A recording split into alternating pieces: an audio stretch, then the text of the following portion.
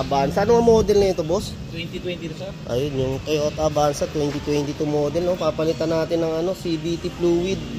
Nag 100k mileage na to si boss. Ayan, pumasyal sa ating AE Car Care Services Taytay. Si Idol, taga Tondo pa to. Ayan, no? Iyan, mga paps, no? Dinidrain na natin, no? Ayun, okay. 100k mileage. Tingnan natin yung kulay. Maganda pa rin, ano? Yan, tas tanggalin natin yung ano, size 10 paikot para malinis natin yung oil pan tsaka filter.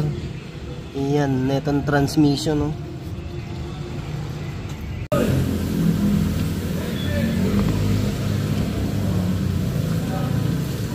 Yun.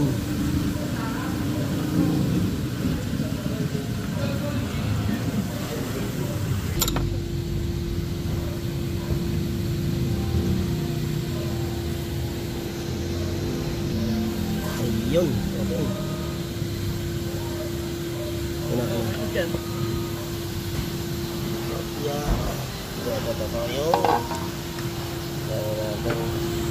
Mga BIOS, checkin mo yung ano, fluid dun sa ano, sa drain. Mayroon sa ano, pa-allen rings. Ito wala na, may mahabang ganun yun, eh. Ayun yung ano, yung mga ribaba talaga, oh. Dami. Kaya talagang 100, maganda talaga, mapapapalitan mo na rin talaga. So yun mga paps, tanggalin natin yung transmission filter, ano. Yan, oh. Para malinisan din natin.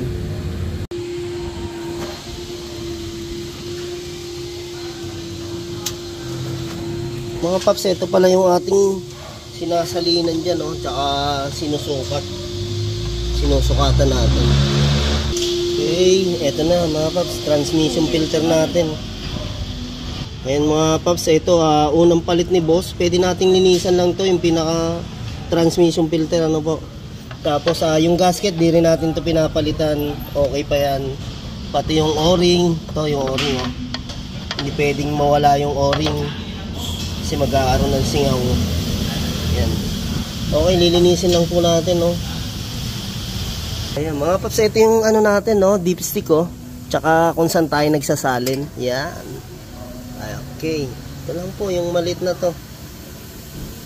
Ito inugasan natin ng konting kerosene, ano, para matanggal talaga yung itim.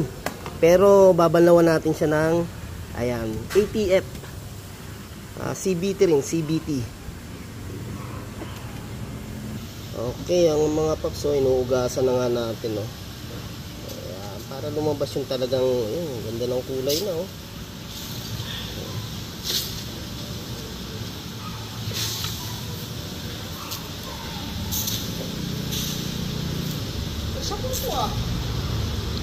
Yung mga paps, ano, pagka halimbawa na ugasan natin to ng may kerosene, banlawan din natin siya ng ano, CBT fluid. Yan. Para bago natin isalpak, malinis talaga. Okay, bali sa pangalawang palit natin ito mga paps, kung sa 200k mileage, papalitan na po natin talaga, no.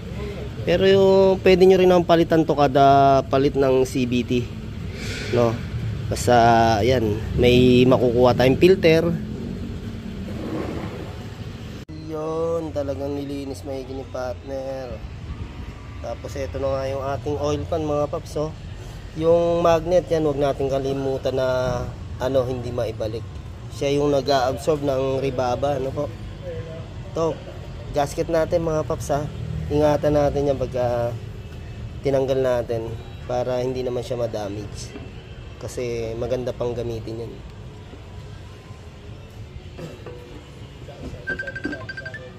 Okay mga paps, binalik na nga natin yung transmission filter, no.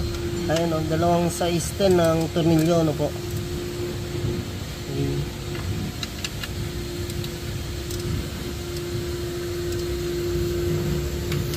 Yun.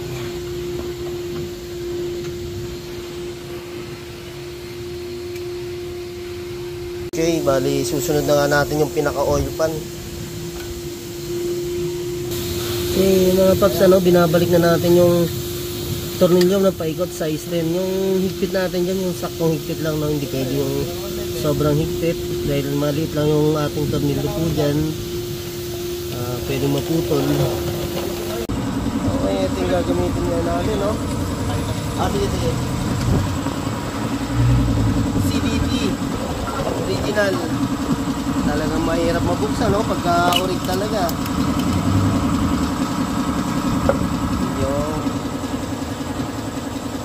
Yung mga paps, sinasalino na nga po natin, no? Yan, double check natin, baka mamaya sa iba na lumalabas. Yun nga mga paps, pina-start na nga natin, no?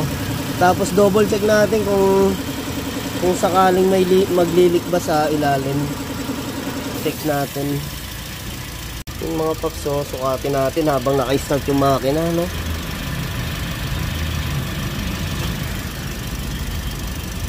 Okay, saktong-sakto. Ayan. Okay po, saktong-sakto. 4 liters talaga. Layo, oo. Teka lang, isaksak ulit. Ayan, okay na mga paps, ano? Natapos nga namin. Ito, kasama ko si Boss Jason. Galing pa ng Tondo. Pinasyalan tayo dito sa Taytay Rizal. Yan. Thank you kay boss. Tingin yung ilalim para sure na walang basa. Ayun, okay. Ganda. Ayos.